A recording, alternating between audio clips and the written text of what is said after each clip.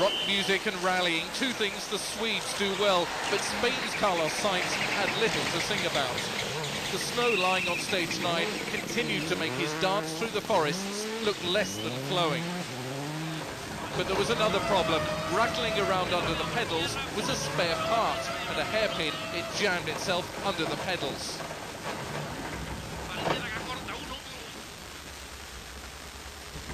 And Sainz stalled the Ford.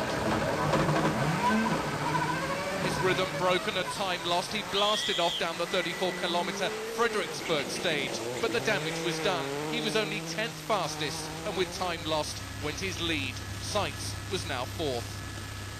Bodywork hanging off after one too many brushes with the snowbanks, Harry Rovanperä was the one who benefited from Sainz's woes. Except for a wry smile under his helmet, there was no sign of exuberance as Rovanperä continued to set the rally world on fire. Guided by his long-term co-driver, Risto Petalainen, Rovanperä knew that keeping his nerves in check was as important as keeping the car on the road. Thomas Radstrom had no idea that Sainz had slipped back past him into 4th, but it wouldn't have made much difference even if he had. 4th on the stage was another solid drive from the Swede, who was still kicking himself for losing 5 seconds on the day's opening stage.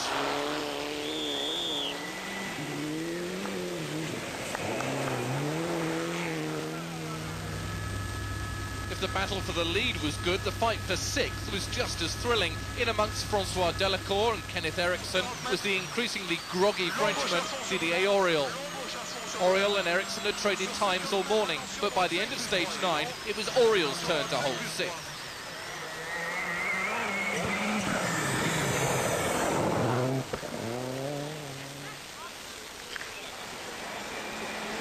Tommy Mäkinen was 3rd quickest on stage 9 and moved to 2nd, just 8 seconds behind Rovanperä. Rovanperä had a right to be worried.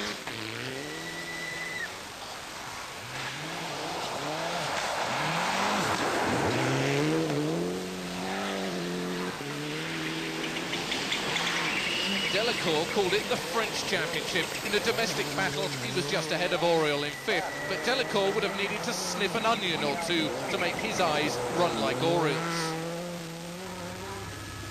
Unusually for the loud Norwegian, Petter Solberg was going quietly about his moves on the points places. He was 7th on stage 9.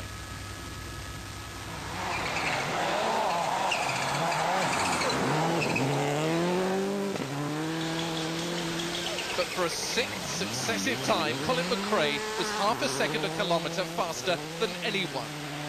His times added insult to injury for Carlos Sainz, who started asking the Ford management if they were in the same car. They were. And K, 5 left and 4 left plus opens. Subaru's Marco Martin was 6th on stage 9 and was looking for a finish after not even making it to stage 1 in Monte Carlo.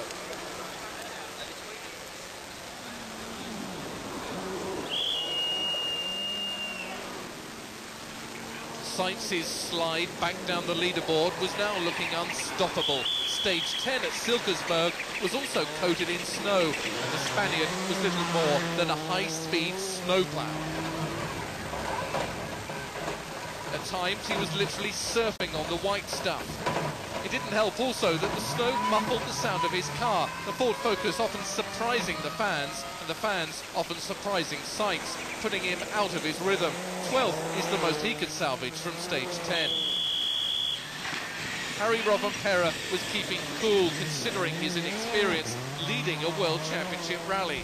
He tried nothing fancy, setting 4th fastest time. He backed off a little too, because 4th and 5th gears were causing concern. Radstrom was 8 seconds behind Mitsubishi team leader Tommi Mäkinen going into Silkersberg, but by the time he came out, they traded places. Radstrom kept up his same smooth and steady speed. But with 2 drivers in the top 3, Mitsubishi told both of them to keep their cars between the trees. On board Radstrom's car, you can see how the road has been cleaned and how the ice is poking through the snow. The idea is to follow the tracks. Tommy Mäkinen hit a snowbank on stage 10, but wasn't too worried by losing second place. He was fifth fastest on the short stage and ended up only 2 seconds behind Radstrom overall. Even Rovanperä was just 10 seconds in front. As on day one, on day two, Kenneth Eriksson seemed to go better in the afternoon. He'd regained his points placing 6th, with 9th fastest on stage 10.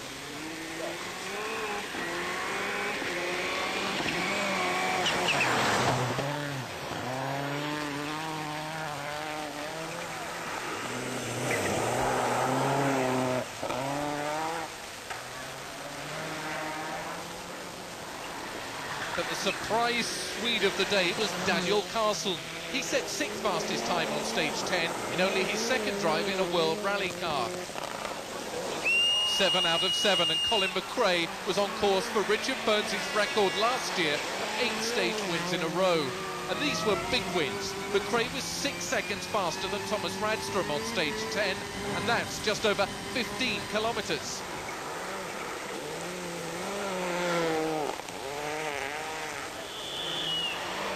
Freddie Loitz took 7th in the Mitsubishi on stage 10, but was out of the top 15.